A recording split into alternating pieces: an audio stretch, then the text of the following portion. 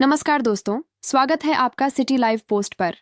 आज हम आपको बताएंगे बिहार की बड़ी राजनीतिक और ताज़ा खबरें जो सीधे आपके लिए अहम साबित हो सकती हैं। तो चलिए बिना देर किए शुरू करते हैं। पटना हाईकोर्ट से आरजेडी विधायक रीतलाल यादव को बड़ा झटका लगा है। सत्यनारायण सिन्हा हत्याकांड में बरी होने के आदेश को हाईकोर्ट ने रद्द कर दिया है। बिहार विधानसभा चुनाव से पहले बीजेपी ने चुनाव प्रभारी की घोषणा कर दी है। केंद्रीय मंत्री धर्मेंद्र प्रधान को बिहार का प्रभारी बनाया गया है, जबकि सीआर पाटिल और केशव प्रसाद मौर्य सह प्रभारी होंगे।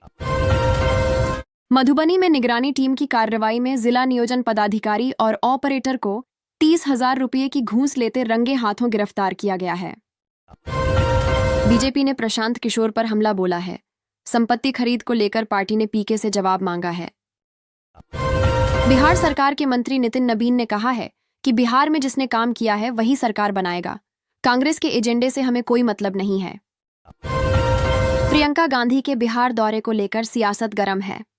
बीजेपी नेता संजय जायसवाल ने कहा कि बिहार आने पर जनता नीतीश सरकार का काम देखेगी। चंपारण का सुपर फ्राइडे, जहां एक तरफ बेतिया में गृह मंत्री अमित शाह की सभा होगी, वहीं दूसरी ओर मोतिहारी में प्रियंका गांधी वाड्रा का कार्यक्रम होगा। किशनगंज से एआईएमआईएम प्रमुख असदुद्दीन ओवैसी ने लालू और तेजस्वी पर हमला बोला। ओवैसी ने कहा, हाथ बढ़ाना हमारी कमजोरी नहीं है, अब ताकत दिखाएंगे।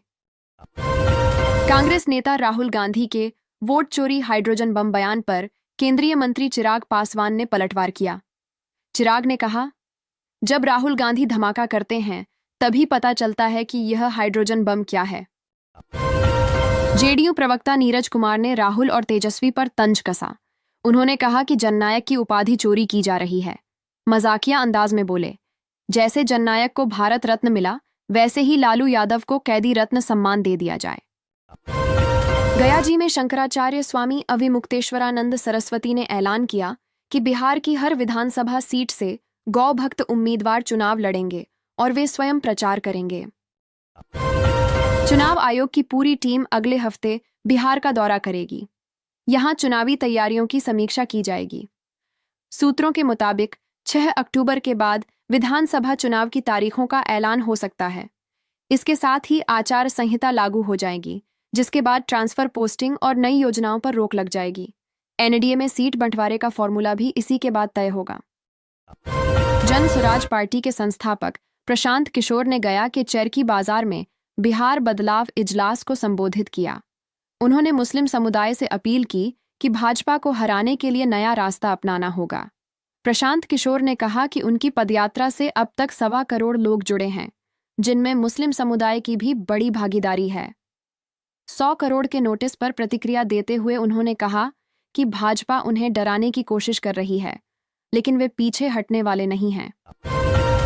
मुख्यमंत्री नीतीश कुमार की महत्वाकांक्षी महिला रोजगार योजना का शुभारंभ कल यानी 26 सितंबर को प्रधानमंत्री नरेंद्र मोदी करेंगे।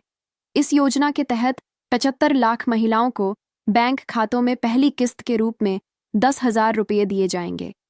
यह योजना महिलाओं की आत्मनिर्भरता को बढ़ावा देने के लिए बनाई गई है। आज बीजेपी पंडित दीनदयाल उपाध्याय की जयंती मना रही है। पार्टी के सभी जिलों से नेता पटना में बैठक कर रहे हैं। वहीं जदयू कार्यालय में जन सुनवाई आयोजित हुई, राजद में महिला संवाद कार्यक्रम हुआ और आम आदमी पार्टी ने जिलाध्यक्षों की बैठक की। आरबीआई की ताज़ा रिपोर्ट में बड़ा खुलासा हुआ है।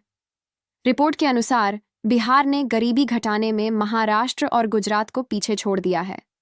राज्य की जीएसडीपी ग्रोथ 8.64% रही है, जो देश में 6ठे स्थान पर है। बीएसएससी स्टेनोग्राफर भर्ती 2025 की प्रक्रिया आज से शुरू हो गई है। 432 पदों के लिए ऑनलाइन आवेदन bssc.bihar.gov.in पर किए जा सकते हैं। अंतिम तिथि नवंबर तक तय की गई है। इसके अलावा बिहार एसटीटी 2025 के लिए आवेदन प्रक्रिया 27 सितंबर तक चलेगी। नगर विकास मंत्री जीवेश कुमार ने कहा है कि सितंबर के अंत तक पटना मेट्रो का उद्घाटन कर दिया जाएगा।